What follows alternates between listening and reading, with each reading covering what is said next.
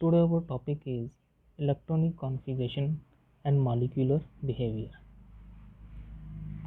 इसमें हम देखेंगे the distribution of electron among the various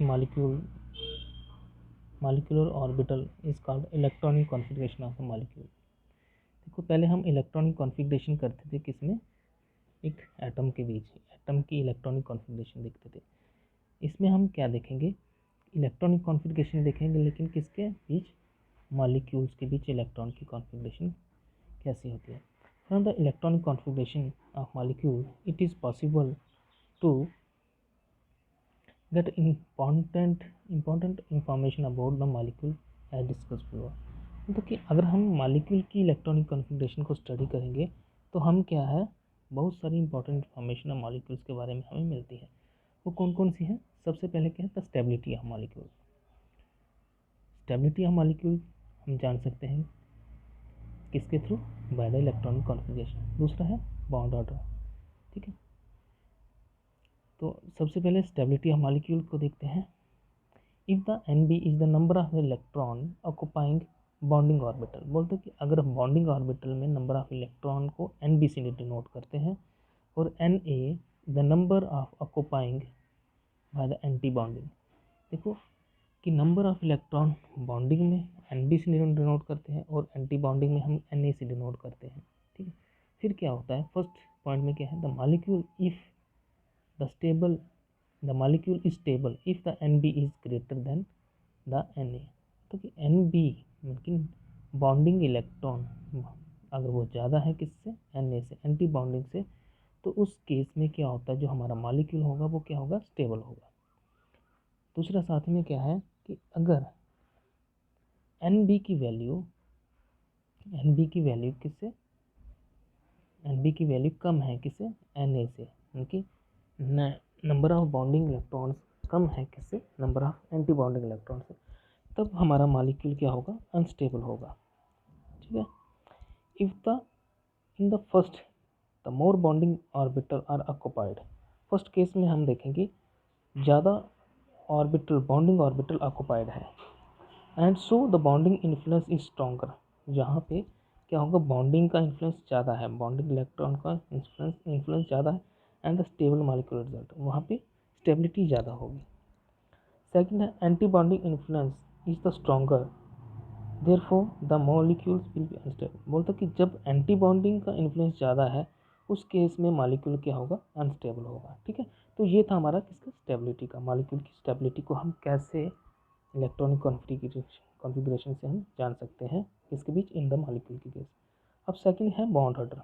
देखो बॉन्ड ऑर्डर क्या होता है, bond order is defined as 1/2 between the number of electron present in the bonding and anti-bonding। बोलते कि 1/2 मतलब किसका, bonding and anti bonding electron का। जैसे कि इस फार्मूले में अगर हम देखें तो बॉन्ड ऑर्डर कैसे निकालते हैं, 1/2 फिर number of bonding electron minus anti bonding electron, ये फार्मूला है, इसको निकाल के हम बॉन्ड ऑर्डर को आसानी से निकाल सकते हैं। देखो the rule discussed above regarding the stability of molecule can be restated in the term of bond order. जो रूल हम ऊपर पढ़ रहे हैं तो वो उसको बॉन्ड ऑर्डर के केस के तरीके से हम रिस्टेट कर सकते, पढ़ सकते हैं। जैसे ये पॉजिटिव बॉन्ड ऑर्डर किसको बोलेंगे, जब Nb क्या होगा, ग्रेटर होगा किससे, Na से, उसको हम क्या बोलेंगे, positive bond order means the stable molecule. तो पॉजिटिव बॉन्ड ऑर्डर क्या होता है, जब बॉन्डिंग इलेक्ट्रॉन ज़्यादा होंगे, ठीक है, और एंटी बॉन्डिंग कम होंगे, उस केस में मॉलिक्यूल क्या होगा, स्टेबल होगा, ठीक है। तो उसको हम क्या बोलेंगे, positive bond order. Negative bond order क्या बोलेंगे, जब हमारा क्या होगा, हमारा Nb बॉन्डिंग इलेक्ट्रॉन कम होंगे किससे, Na से, एंटी बॉन्डिंग से, ठीक है। या फिर इसको हम ज़ीरो भी बोल सकते हैं, कब, जब Nb की वैल्यू किसके बराबर होगी, Nb की value is equal to Na से होगी, उस केस में हमारा ये बॉन्ड ऑर्डर क्या होगा, ज़ीरो होगा, ठीक है। तो ये था हमारा बॉन्ड ऑर्डर का केस, ओके। अच्छा, नेक्स्ट हमारा नेचर। देखो तीसरी हमें किसके बारे में पता चलता है, तीसरा हमें nature of bond order, bond का नेचर कैसा है। तो बॉन्ड के नेचर को स्टडी करेंगे। The integral bond order value 1, 2 and 3 corresponding to the single, double and triple bond respectively as studied in the classical concept. देखो, अगर बॉन्ड ऑर्डर 1 आता है, 2 आता है, 3 आता है, तो 1 के लिए सिंगल, 2 के लिए डबल एंड 3 के लिए ट्रिपल, ठीक है, ये बोल रहेंगे। अब बॉन्ड लेंथ क्या है, नेक्स्ट क्या है, देखो हमने क्या पढ़ा, अगर वैल्यू बॉन्ड ऑर्डर की वैल्यू 1 आती तो क्या होगा, सिंगल बॉन्ड, 2 आती है तो डबल बॉन्ड, 3 आती है ट्रिपल बॉन्ड, यही बोल रहे हैं, ठीक है। अब बॉन्ड लेंथ क्या होती है, बॉन्ड लेंथ क्या होती है, the bond order between the two atom of A molecule may be taken as the approximate measure of the bond length. The bond length decreases as the bond order increase. बोलते कि bond order क्या होता है, दो atom के बीच, दो atom है जो मॉलिक्यूल बना रहे हैं, उनका अप्रोक्सीमेट बॉन्ड डिस्टेंस होता है, उसी को हम क्या बोल सकते हैं, बॉन्ड ऑर्डर, अप्रोक्सीमेट जो उनकी लेंथ है। The bond length decreases as the bond order increase. Bond length है वो, मतलब कि दो हमारे क्या है, अगर हमारे पास अगर दो एटम हैं जो मॉलिक्यूल बना रहे हैं, तो जितना इनके बीच क्या होगा, बॉन्ड ऑर्डर क्या होगा, बॉन्ड लेंथ डिक्रीज होगी, जितनी बॉन्ड लेंथ डिक्रीज होगी उतना इनका बॉन्ड ऑर्डर क्या होता है, इंक्रीज होता है, ठीक है। तो दोनों एक दूसरे के इनवर्सली प्रोपोर्शनल।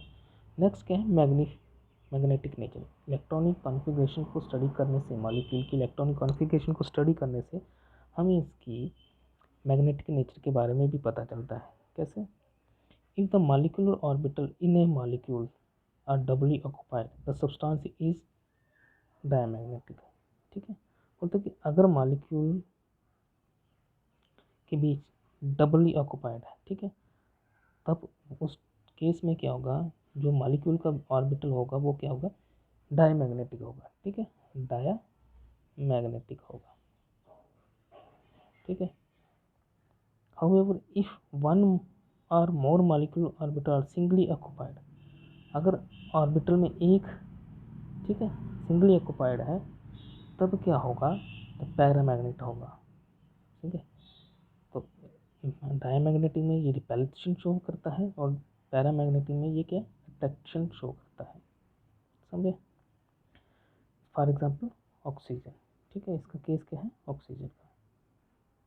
तो ये था आज का हमारा टॉपिक कि किस तरह से हम इलेक्ट्रॉनिक कॉन्फ़िगरेशन को हम स्टडी करेंगे, किसके मॉलिक्यूल की इलेक्ट्रॉनिक कॉन्फ़िगरेशन को स्टडी करते हैं तो हमें मॉलिक्यूल्स के बारे में क्या क्या इन्फॉर्मेशन मिलती है, क्या क्या इन्फॉर्मेशन मिली हमें, उसकी स्टेबिलिटी के बारे में पता चलता है, बॉन्ड ऑर्डर के बारे में पता चलता है, बॉन्ड ऑर्डर की इन्फॉर्मेशन मिलती है, फिर हमें उसकी बॉन्ड